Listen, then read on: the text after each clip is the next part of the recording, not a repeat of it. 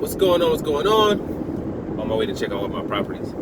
Trying to get it done and on the market within the next couple of weeks. See how it goes. But anyways, so I've been hearing a lot of people. Some people have been talking about how, we all know that Earl Spence got hurt, and obviously Earl Spence not going to be able to fight Manny this upcoming week, and they switched it up so now Ugas is the one that's going to be fighting Manny Pacquiao. A lot of people have been saying that, oh, well, see, this is the reason why Canelo had that, was trying to get that clause in his contract where all his money would be guaranteed, et cetera, et cetera, et cetera. So this kind of proves that it's right. But the thing is that when it comes to these two particular situations, you're basically comparing apples to rocks. Right now, Canelo Alvarez was supposed to get his highest pay of all of his entire life in $40 million. He was getting his highest in $40 million. Manny Pacquiao is completely different.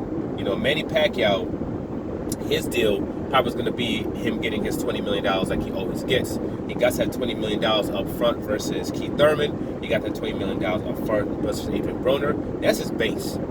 So all his additional monies that he would make, that's all in the back end.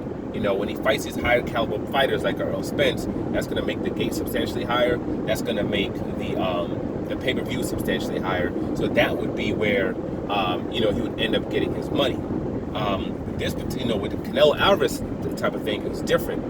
His contract was basically front-loaded, where he would be getting a substantial amount of money up front. If he was getting, like, basically with DAZN, his last couple of fights with DAZN, his guaranteed has been $15 million. It wasn't the $32 million that he was getting before, because it got to the point where DAZN understood that wasn't sustainable, and they weren't getting the return that was necessary to say, okay, this amount of money I'm giving this guy is cool. So they stopped doing it, because they knew it wasn't gonna, it wasn't working for them. So they automatically stopped that. And obviously he sued them. We all know what happened. He got out of his contract with Golden Boy, and then now he's fighting on DAZN. But $15 million, base. That's his base. If he was getting his $15 million base with against Caleb Plant, then yeah, it'd be like, cool. Well, whoever you're gonna fight, if he gets hurt, we can put whoever in, and then you just go ahead and fight, because they would be fine with that. Because regardless of who he was fighting, that would be what they would be paying him anyway. If he fought a Yildirim, that'd be what they'd be paying him. So they would be okay with that. And then the only thing would suffer would be the back end. So they would end up making less money, but the upfront wouldn't have to be changed, because the contract wouldn't be so front loaded. It's kind of like if you're building a property. So I was still talking about properties early on. Let's say I'm a builder, right? And I'm signing a contract with somebody. Let's say a contract was for a 10,000 square foot house. And let's say to build a 10,000 square foot house, it costs $1 million. If you front load that contract and you say you give them $800,000 or $700,000, and all of a sudden, let's say something happens with the codes in the area, we can't do a 10,000 square foot house, and it has to be a 5,000 square foot house. We had everything started, we're ready to go, but then boom, we got hit with this thing from the board saying, no, you can't do that. If they're still going to build this house, obviously, yes, we need to make an adjustment. You know what I mean? We have to make an adjustment. We can't just go ahead and have a contract that says, oh, regardless what happens, even if I have to build something less, I'm going to pay you the same amount of money. No, it doesn't work that way. Now, if I had a contract where, let's say, there's a base, it's $1 million, right? $1 million to build a 10,000 square foot house, right? And let's say I just give them a base. Like, we're going to give you a base pay, and then once the house gets built, we'll give you the rest of the money.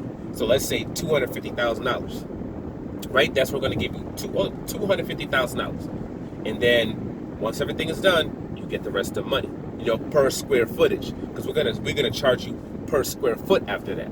And then with the 10,000 square foot, it leads up to $1 million. Now, let's say, okay, that whole building thing happened with the board thing. And all of a sudden now it's 5,000. I can only build a 5,000 square foot house. Well, it doesn't matter. You could still, it doesn't matter. There's nothing needs to change with the base that I gave you, because your contract is basically backloaded. It's not front loaded. So all that's going to happen is I'm going to pay you per square feet up to 5,000 square feet instead of 10 now. And everything is cool. That's the kind of contract that Manny Pacquiao has. That's the kind of contract he has. The kind of contract that that Canelo Alvarez was trying to sign with PBC was a heavily front-loaded one. So they're not going to get that money back, especially if you're going from having an undisputed fight to a fight with him versus Joe Schmo, whoever the hell that person is. Because he's not going to be Benavidez, he's going to have his backup. It's not going to be a Charlo, because those two, yeah, they might go ahead and still do it. But it's not the same type of event. If you have it with some lower tier guy, you're not going to get those funds back. So now when it comes to Manny Pacquiao, and pay-per-views are going to be lower, I'm not sure how they're doing with the gold gate thing. I'm not sure how that's working out, how that works out. If they're getting those people their money back, they're going to put tickets at lower price rates, or how that part's going to work. I don't know. But regardless, that pay-per-view being less and things of that nature, he's going to end up getting being paid less. So now nothing needs to change with the way they were setting things up at all.